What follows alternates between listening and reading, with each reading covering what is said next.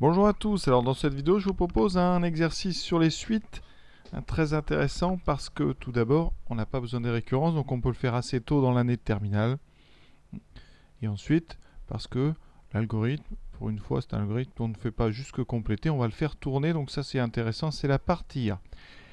On étudie aussi deux suites qu'on dit adjacentes, vous allez voir l'une est croissante, l'autre est décroissante et l'écart entre les deux se réduit, ces deux suites ont même limite donc ça ça peut être intéressant aussi parce que en plus ce sont deux suites qui dépendent l'une de l'autre. Donc on va utiliser les programmes des machines qui sont faits pour, qui peuvent gérer ça tout à fait de bonne manière. Et ensuite après, c'est un exercice très classique avec, on va dire, sans grande difficulté. Si ce n'est le thème qui n'est pas si évident que ça parce que c'est deux suites emboîtées l'une dans l'autre et les algorithmes comme ça quand on les fait tourner, ça pose quand même des problèmes à certains, donc il faut s'habituer, et donc on va regarder un petit peu tranquillement comment ça se passe. Donc on est parti, donc on a deux suites, vous voyez bien en haut. Donc la suite UN est déterminée, définie par récurrence, c'est 2 fois UN plus Vn sur 3. Vous voyez que pour calculer UN plus 1, on utilise non seulement UN, mais aussi la suite Vn. Vn qui elle est définie à côté. Pour calculer Vn plus 1, on va utiliser UN, et on va utiliser Vn. Donc vous voyez, elles sont ces suites dépendantes l'une de l'autre. Alors maintenant on va regarder cet algorithme et on vous dit quoi? Eh bien il faut exécuter cet algorithme en saisissant n égale 2. Donc on a une valeur certainement à saisir dans l'algorithme. Vous voyez, oui, on est ici saisir n. Donc on va considérer que n vaut 2 et on va regarder maintenant ligne après ligne et on complétera au fur et à mesure ce tableau. Partie B, à la regarder de loin comme ça, très classique. Étude de suite avec ici des convergences, même limite. Donc ça a l'air acceptable. Voilà. Et je vous dis, il n'y a pas de récurrence, donc vous pouvez le faire si vous n'avez pas fait les récurrences. Donc vraiment très tôt dans l'année de terminale. On est parti. Alors, ça débute par déclaration des variables. Ça, on n'a pas toujours besoin, mais ici, bon. Donc on a ici un algorithme de type statique. Ça veut dire qu'on a besoin de définir les variables. Donc n est un entier, u, v, w sont des réels, k est un entier. Donc voilà, rien de problématique. Ensuite, au départ, k vaut 0. Donc on va commencer à remplir parce que ici, au départ, k vaut 0. Ensuite, on vous dit 2 vaut 2, donc on affecte 2 à la valeur u, donc u vaut 2 à ce moment de la partie, et v vaut 10. Voilà. Pour l'instant, on n'a pas de w, vous voyez. Saisir n, donc on considère que n est égal à 2 pour tout, donc le déroulement de cette question. Voilà, donc ici au niveau de la condition, ça sera donc tant que, alors je vais rayer comme ça, tant que k est strictement plus petit que 2. Comme ça, on n'oubliera pas que n vaut 2. Voilà. Donc je vous rappelle le fonctionnement d'une boucle. Ici, c'est une boucle qu'on appelle conditionnelle. Donc c'est-à-dire que tout ce qui est à l'intérieur de la boucle va se faire.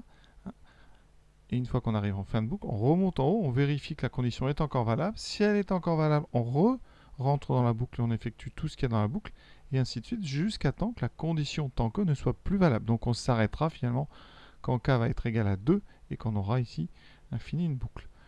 Alors, donc on va... Première chose, est-ce qu'on a le droit de rentrer dans la boucle une première fois? Ça c'est important. Au départ, on a dit k vaut 0. Donc là, je vais mettre la condition pour bien vous compreniez. Donc je vais mettre ça en rouge. Donc k vaut 0. Est-ce que 0 est strictement plus petit que 2? Oui. Cette condition-là, elle est vraie. Donc je vais rentrer dans la boucle. Et je vais affecter k plus 1 à k. Donc k valait 0. Il devient 1. D'accord? Donc ici, cette ligne-là, c'est la boucle numéro 1. D'accord? On rentre dedans. Maintenant, on affecte u à w. Donc u va être affecté à w. Ça veut dire que w à ce moment-là vaut 2. Et on va calculer. On va changer la valeur de u. U va devenir 2u plus v sur 3. Donc ça, j'ai besoin de le calculer à ce moment-là. 2u plus v sur 3. On va appeler ça donc la boucle 1. À ce moment-là, ça vaut donc 2 fois la valeur de u, qui est 2 à ce moment-là, plus v qui vaut 10 sur 3. Ce qui fait 10 et 4, 14 tiers. Donc à ce moment-là de la partie, si on peut appeler ça une partie, u vaut 14 tiers. Maintenant, ça veut dire qu'on a oublié que u valait 2. Et on va maintenant changer la valeur de V. V, et bien maintenant, ça fait W plus 3V sur 4. Vous voyez à quoi sert W? Eh bien W va servir à stocker l'ancienne valeur de U. Parce que là, à ce moment de la partie, on a dit U vaut 14 tiers. Donc si vous voulez réutiliser ce 2, il faut l'avoir mis avant quelque part. Voilà, le W sert de stockage temporel de la valeur de U. Donc W vaut 2, plus 3 fois la valeur de V, qui vaut encore 10, divisé par 4. On a donc 2 plus 30, 32, divisé par 4, 8. Voilà notre première boucle terminée. Maintenant, on remonte donc en haut de la boucle et on vérifie la condition. Est-ce que K est strictement plus petit que 2? K vaut 1 maintenant. 1 est strictement plus petit que 2 encore, donc la condition est vraie. On va refaire une boucle. On est reparti. Donc maintenant, on est dans la boucle numéro 2. D'accord? Donc on va faire les calculs de la boucle 2. Ici, je vais indiquer quand même ici. Donc voilà, toute cette ligne-là, c'est donc la boucle numéro 2, indiquée par la valeur de K, parce que vous voyez, dès qu'on rentre dans la boucle, K devient K plus 1. Donc ici, K devient 2. Ensuite, affecter U à W.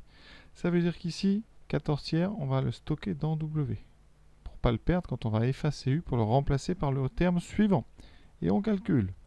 Donc, on va faire, on est à la ligne 2U plus V. Donc 2U plus V sur 3. 2U, ça vaut donc 2 fois 14 tiers. Là, il y a beaucoup de calculs. Plus V, calcul de fraction, sur 3. On y va. 2 fois 4, 28 tiers. Plus, alors on va tout de suite mettre tout sur 3. 28 tiers, 24 tiers sur 3. Donc ça fait 52 tiers. Ce n'est pas simplifiable par 3. Donc ça fera 52 sur 9. Alors là, on se dit, on s'est peut-être trompé, parce que c'est rare quand même des fractions comme ça, mais a priori, on ne s'est pas trompé. Donc ensuite, W plus 3V sur 4, ça vaut combien? Donc à ce moment-là, j'ai pas noté, pardon. On va noter la valeur à 52 sur 9. Ici, W, c'est 14 tiers. C'est l'ancienne valeur de U, plus 3 fois 8 sur 3. Alors ici, on va donc 14 tiers plus 24. Je vais gagner un petit peu de place ici. Donc ça fera 14 tiers plus 72 tiers. 72 et 14, ça fait donc 82 et 4, 86 tiers. Donc ça fera 86 neuvième.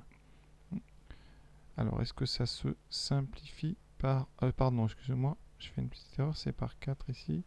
Donc c'est 86 douzième.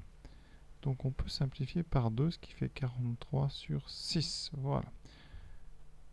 Je pense qu'on est bon là. 43 sur 6. Ensuite, évidemment, on est à la fin de la boucle. On remonte et on vérifie. Est-ce que 2 est plus petit strictement que 2?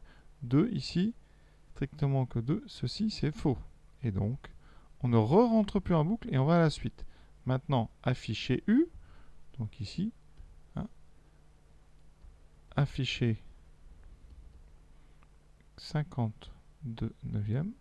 Puis, on affiche V 43 sixième. Voilà. On a terminé. On a bien recopié, complété le tableau en donnant l'état des variables au cours des discussions. Donc c'est bon. Il n'y avait même pas besoin d'écrire l'affichage, mais on l'a fait comme ça. On a été jusqu'au bout. Le programme est terminé. Vous voyez, c'est vraiment question d'ordre. Il faut faire les choses de façon très structurée et comprendre qu'on ne rentre dans la boucle que si la condition est vérifiée. Donc vraiment, il faut faire attention à quelque chose. Je crois le plus important de tout le texte, c'est à la condition, quoi. Vraiment faire très attention à cette condition. Voilà. Maintenant, on va rentrer dans la partie B qui est plus calculatoire, avec beaucoup de calculs sur les termes et les indices des suites. Alors, tant qu'on y est, on va regarder à la machine ce que ça donne, comment faire ce genre de suite. Voilà. Donc, on va dans le menu récurrence. Ça, je prends occasion, on prendra Texas juste après.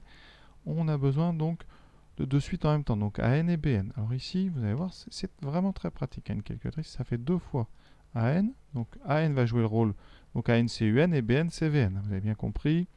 Donc plus BN, voilà, je tape. Donc la relation qui définit n plus 1. Donc AN plus 1 divisé par 3. Ensuite, je valide. Maintenant, je définis la deuxième suite.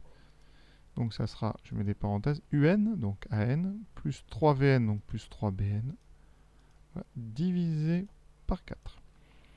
Ensuite, il faut définir les débuts des suites. Donc là, on va faire 10 termes à peu près. A0, donc U0, c'est 2. Et B0, c'est 10. Alors, c'est assez formidable, ça fonctionne vraiment très très bien. Donc on a tout ici. Alors on a nos nombres ici, ils ne sont pas mis sous forme de fraction. Hein. Donc pour U1, c'est donc le 14e qu'on avait trouvé. 14 sur 3, ça fait 4,6. 6, 6, 6, etc. Ensuite, en boucle 2, on avait trouvé 52 neuvièmes. Donc 52 neuvièmes, on n'est pas loin de 6, donc c'est du 5,7. Voilà, on a bien trouvé ça dessous. Donc voilà comment on peut trouver les termes. Vous pouvez convertir si vous voulez sous forme de fraction après sur votre machine. Peut-être même certaines machines le font. Sur les Texas, voici la TI 83. Donc je vais peut-être agrandir un peu. Voilà qu'on y voit quelque chose. Donc première étape, on veut faire des suites. On va dans le mode suite. Donc on descend, fonction paramétrique polaire, suite. On valide. Maintenant on va dans F de X. Ici on va taper. Donc, alors je vais effacer ce qui est déjà présent. Comme ça on arrive sur un terrain vierge. Donc ici UN plus 1. Alors là c'est quand même très bien fait par rapport au très bien. On a les vrais noms par rapport à notre texte. C'est de la chance, hein, vraiment. Donc ça va être pratique. Donc là, je mets quand même des parenthèses, même si on pourrait très bien noter ça autrement. Donc on fait 2 fois UN. Alors là, un petit peu long. Le U se trouve au-dessus du 7 et il faut mettre les parenthèses. Voilà. Et ensuite, plus VN. Plus VN qui se trouve au-dessus du 8. C'est bien fait quand même. Voilà. Et ensuite, divisé par 3. On a déjà rentré. Hein. Donc la relation de récurrence définissant U. Ensuite, U0, je vais le rentrer, c'est 2. On a besoin que de ça. Ensuite, on va rentrer la suite Vn plus, donc c'est Vn plus 1 vaut donc, alors c'est Un, pareil, on va rentrer U. À force, on a un peu l'habitude, hein, ça. Au début, c'est un petit peu lent, ça peut paraître un peu compliqué, mais sincèrement, on s'habitue vite. Voilà, on ferme, on divise par 4, on indique V0 qui vaut 10, et on a fini. Voilà, on n'a plus qu'à aller dans le tableau ici, seconde bleue, et votre tableau de valeurs va afficher les valeurs des deux suites au fur et à mesure, vous voyez. Alors ici, je me suis peut-être trompé. Donc on va aller voir ce que ça donne pour les premiers rangs. Voilà, donc première suite au début, donc première, donc 2 et 10, ensuite 4,6, 5,7, donc c'est très bien.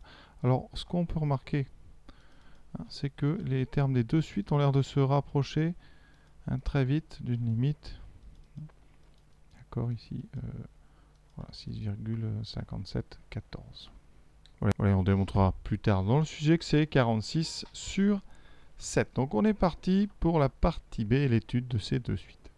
Première question, petit a montrer que pour tout entier naturel, Vn plus 1 moins n plus 1 égale à quelque chose. Donc là, on va se laisser guider par le texte. Hein. Donc on va écrire quel que soit n appartenant à n. Et puis on va regarder combien vaut Vn plus 1 moins un plus 1. Alors on va s'occuper juste des relations qu'on nous donne là-haut. Hein. On n'a que ça de façon, donc on va prendre Vn plus 1. C'est un plus 3Vn sur 4 moins 2un plus Vn sur 3. On va mettre au même dénominateur, on n'a pas trop le choix. En plus dans le résultat qu'on attend, il y a du 12e. Effectivement, le dénominateur commun à 4 et 3, c'est 12.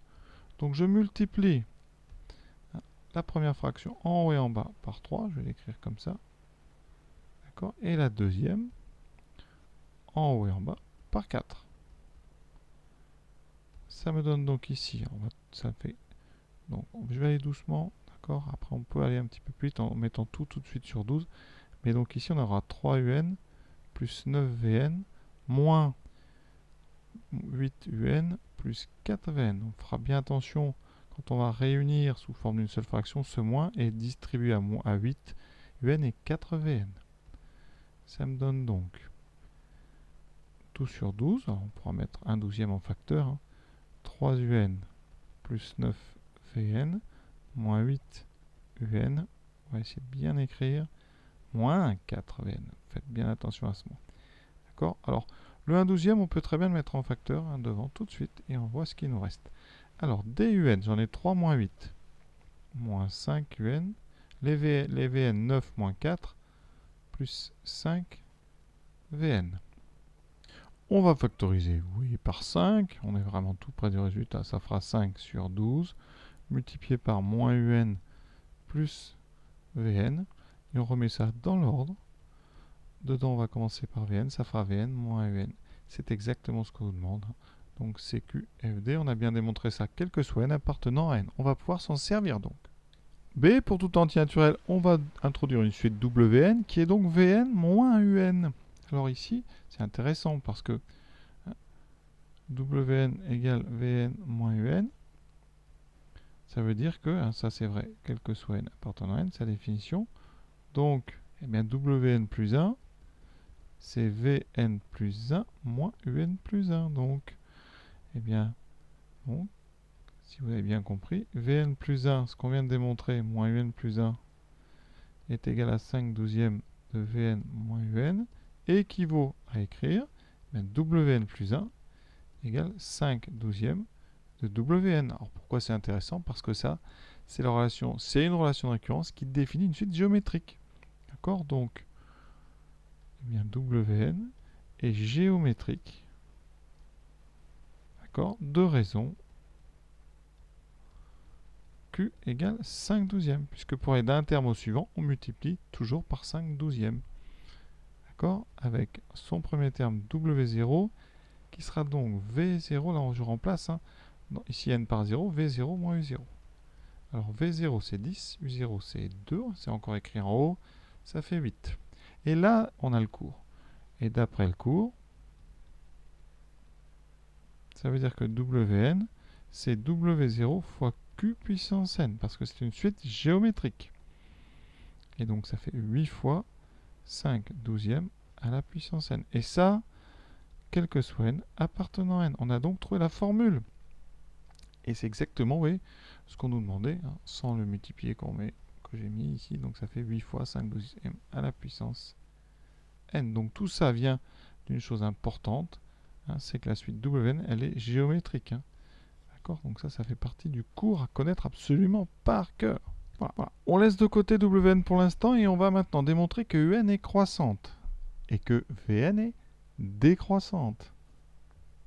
Alors quand j'ai donné cet exercice-là en devoir maison, hein, eh bien j'ai transformé un petit peu parce que cette question est peut-être un petit peu difficile, en tout cas elle est assez longue, parce qu'il y a deux choses à faire. Donc, on va d'abord s'occuper de la croissance de Un. Alors comment faire? Eh bien une croissance, ça t'étudie, hein, il faut que pour tout n appartenant à n, on arrive à montrer que la différence entre un terme et le précédent est toujours positive. C'est-à-dire que Un plus 1 moins n doit être positif ou nul. Donc on va regarder combien ça vaut. Alors Un plus 1 moins n, c'est pas évident, vous voyez, parce qu'il y a deux suites. Alors on est un petit peu embrouillé. Donc moi je vous dis, on va se laisser guider par le texte. C'est-à-dire que Un plus 1, on n'a pas le choix, c'est 2Un plus Vn sur 3 moins Un. Et on va regarder ce que ça donne. On met au même dénominateur, donc je multiplie Un en haut par 3 et en bas par 3. J'obtiens donc tout sur 3 et j'ai 2Un plus Vn moins 3Un. C'est un peu le ressort de tout le sujet, c'est d'arriver de mettre au même dénominateur. On regarde ce qui se passe après. Qu'est-ce qui me reste? Un Vn tout seul et des Un, j'en ai donc 2 moins 3, donc Vn moins Un. Qu'est-ce qu'on reconnaît en haut? Et c'est là que c'est intéressant. Eh bien, alors qu'on croyait que Vn n'apparaîtrait plus, eh bien, en fait, on retrouve la suite Wn. Et ça, c'est intéressant. C'est-à-dire que tout le travail qu'on a fait avant va apporter ses fruits. Hein. Vn moins Un, c'est Wn sur 3. Et donc, c'est 8 fois 5 douzièmes de puissance n, le tout sur 3, ce qui s'écrit plus simplement 8 tiers, multiplié par 5 douzièmes à la puissance n. D'accord? Or, le 5 douzièmes, il est positif. Donc, 5 douzièmes à la puissance n est positif, hein, ou nul, d'ailleurs on n'a pas besoin de strictement. Hein. Donc, en multipliant par 8 tiers, hein, parce que 8 tiers il est positif aussi, et bien donc, on obtient que Un plus 1 moins Un est donc supérieur ou égal à 0. D'où, et c'est ça, c'est important, vous compreniez tous, que ça donne Un plus 1 supérieur à Un pour tout n appartenant à n. Donc, eh bien, vous voyez, les termes sont toujours en train de croître. Et donc la suite Un, elle est croissante. Et maintenant, on va faire le même travail pour Vn. C'est pour ça que c'est une question un petit peu longue. On est parti. Donc, qu'est-ce qu'il faut faire? Montrer que Vn est décroissante. Donc, pour tout n appartenant à n, on va faire pareil avec Vn plus 1 moins Vn. Par contre, là, cette fois-ci, il faut que ça soit négatif pour que la suite soit décroissante. Donc, on se laisse guider par le texte. On ne sait que cette chose-là. voilà, moins Vn. Donc on met au même dénominateur. Je multiplie donc en haut et en bas par 4.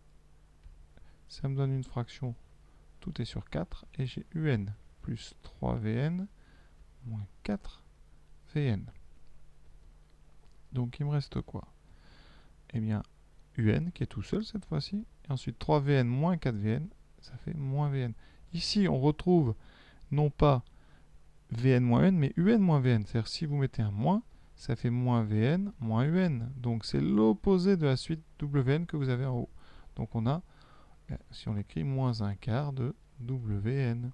Voilà, ça veut dire que, on a montré tout à l'heure, hein, comme Wn est supérieur ou égal à 0 quel que soit n, on l'a déjà dit, hein, eh bien ça veut dire que Vn plus 1 moins Vn est positif. Si vous n'avez pas envie de parler de Wn, vous remplacez par la formule moins un quart de 8 fois 5 douzièmes, qui s'écrit moins donc 8 sur 4, ça fait 2, ça fait 2 fois 5 puissance 12, et ça on voit bien que c'est négatif ou nul. Donc, eh bien, pour tout n appartenant à n, vous venez de montrer que Vn plus 1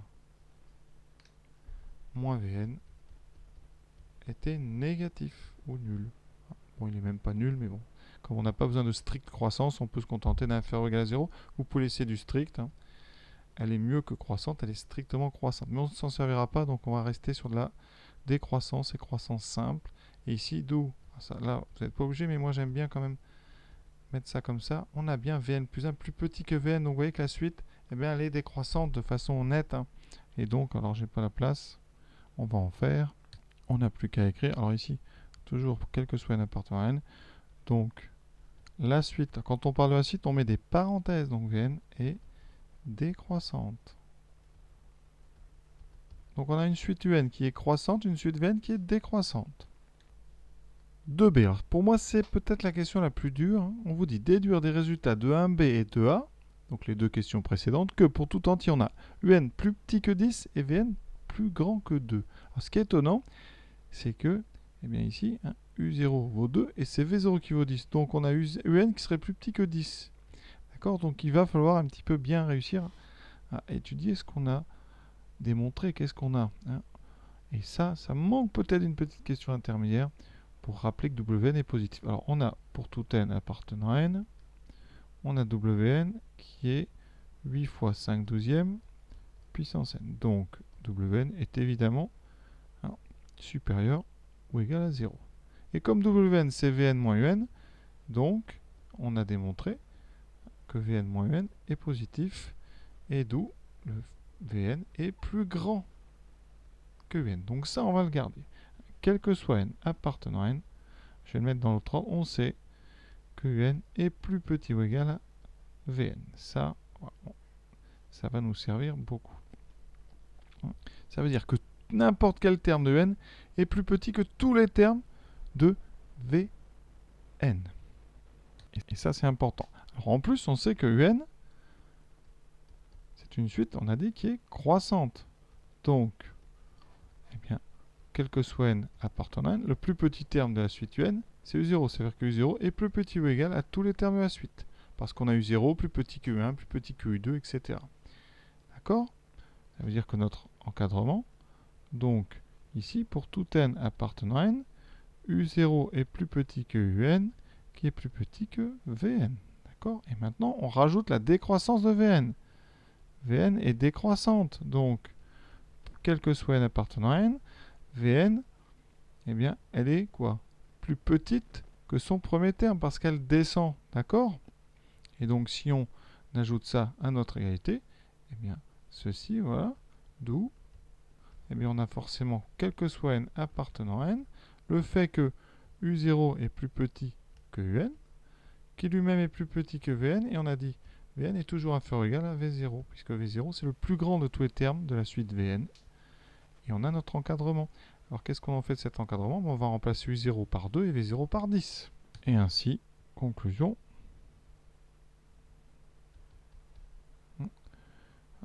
comme U0 égale 2 et V0 égale 10, pour tout n appartenant à n, on a donc 2 qui est inférieur à Un, qui est inférieur à Vn, qui est inférieur ou égal à 10. Et donc en séparant ça, D'où eh bien, le fait que UN est plus petit que 10, vous voyez. Et en même temps, Vn est donc plus grand ou égal à 2. Alors, où est-ce que je vois ça? Ben, tout simplement, UN, vous voyez là, il va être plus petit que 10. Ensuite, ici, mon 2 va être inférieur ou égal à tout ce qui est à droite, donc inférieur ou égal à Vn. C'est-à-dire Vn plus grand que 2. Vous voyez, c'est une question qui est assez subtile, plutôt jolie d'ailleurs.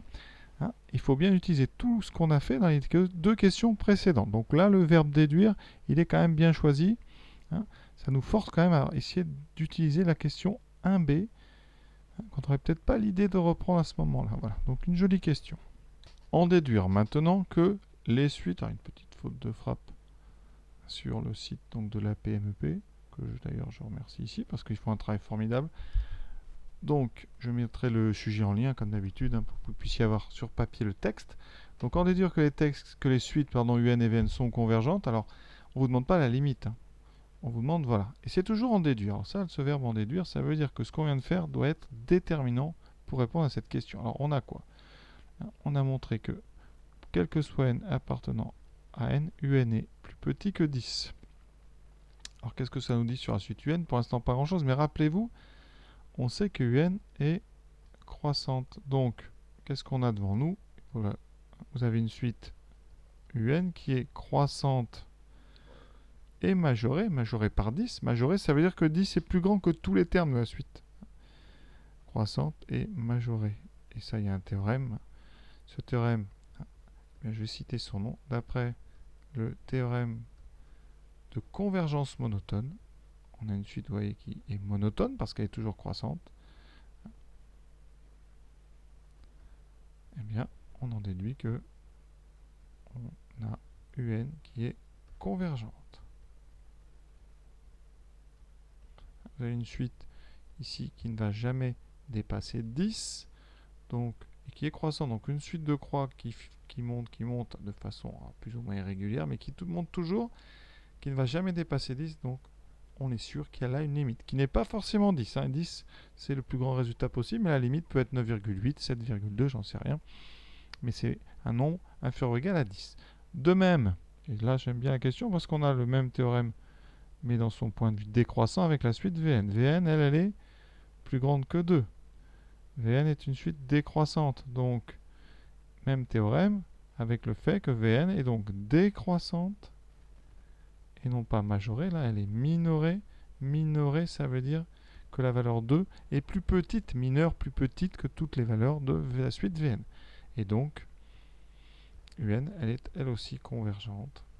C'est pas Vn cette fois-ci. Enfin, c'est pas Un, c'est Vn. Et convergente. C'est le même théorème, hein, convergence monotone. Cette fois-ci, la suite est monotone. Elle est tout le temps décroissante. Donc voilà. Par contre, ce théorème ne vous donne pas la limite. Encore une fois, vous savez que la limite de Vn est supérieure ou égale à 2. Mais ça peut être 2, ça peut être 2,1, ça peut être 2,2. Voilà. On va justement essayer de chercher cette limite. On va maintenant, question 3, montrer que les suites UN et Vn ont la même limite. Alors ça, vous allez voir qu'en termes de calcul, c'est pas difficile, mais il faut trouver quel est le bon argument. Alors on vient de montrer que les suites sont convergentes. Donc, soit L et L' de réel, tel que bien, la limite, quand n tend vers plus l'infini de Un, ça soit égal à L, puisqu'on sait qu'il y a une limite finie, parce que c'est convergent. Convergent, c'est une limite réelle. Et ensuite, on va appeler donc L', la limite de la suite Vn. Pourquoi est-ce que L serait égal à L'? D'accord? Donc ça, c'est le but. Hein. Montrons que L égale L'. Alors, où est-ce que ça peut être intéressant? On va revenir encore à la suite Wn.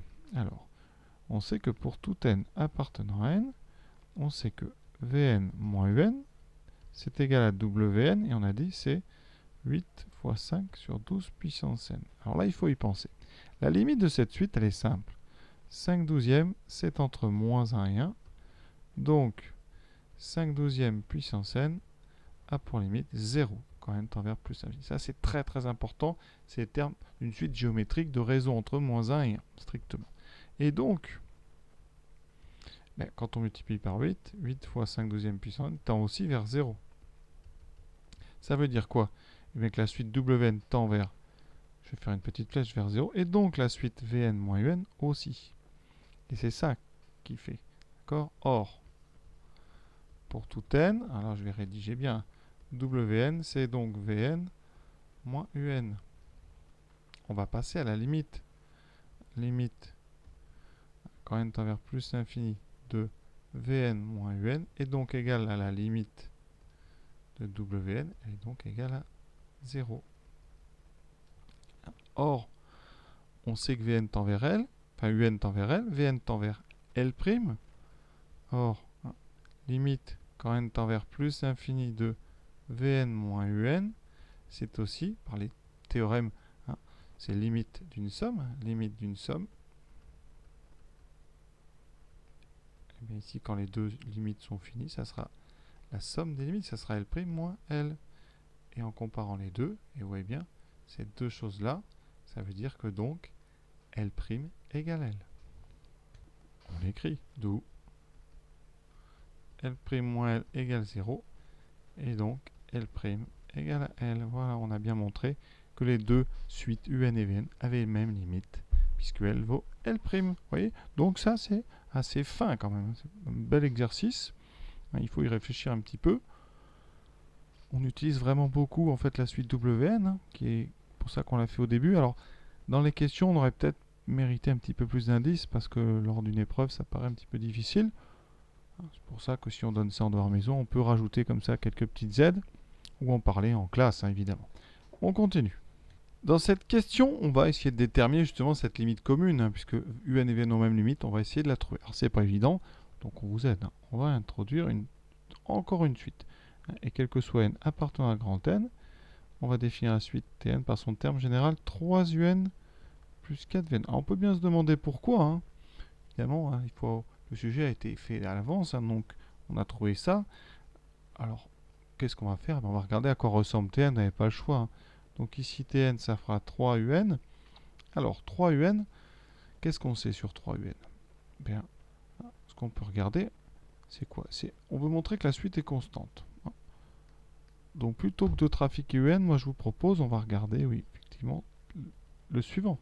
Quel que soit n appartenant à grand N, on va regarder le terme suivant. Et on va essayer de montrer, hein, le but, hein, d'accord, c'est montrer quoi?